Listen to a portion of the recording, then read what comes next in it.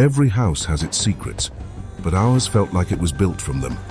It was an old place, the kind with creaking floors and shadows that stretched too long in the corners. My room was on the top floor, directly beneath the attic hatch. That hatch was always sealed, a dark square in the ceiling promising nothing but dust and forgotten things. But sometimes, late at night, I'd hear it. A faint, almost imperceptible sound, like something shifting just above my head. It started subtly, a soft scuffing sound, then a low, dragging noise.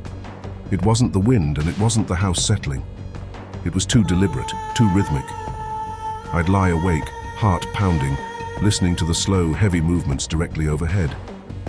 Sometimes I'd hear a faint whisper, a breathy murmur that seemed to seep through the plaster.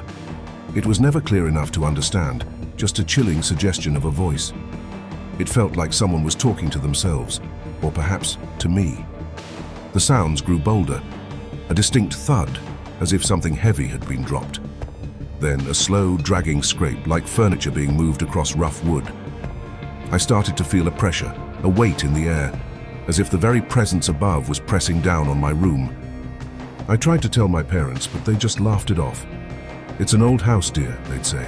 "Just the wind or mice." But I knew it wasn't mice. Mice don't drag things, and they certainly don't whisper.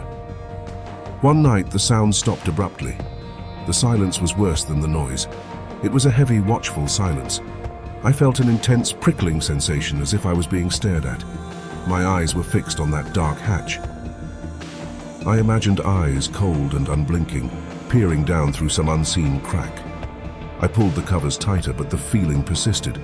It was as if whatever was up there knew I was listening, knew I was afraid. Then a new sound began. A slow, deliberate tapping directly on the hatch. 1 tap, 2 taps, 3. It was a pattern, a message. My breath hitched in my throat. I wanted to scream, but no sound would come out. The tapping stopped. A long, agonizing pause. Then, a single soft scratch right above my head. It sounded like a fingernail dragging slowly across the wood. It was a warning, a promise. I never looked into the loft, I couldn't. The house is still there, and so is the hatch. I moved out years ago, but sometimes late at night I still hear it. That faint, almost imperceptible sound, like something shifting just above my head. And I wonder who is still up there, and what are they waiting for? Because some secrets, once awakened, never truly go back to sleep.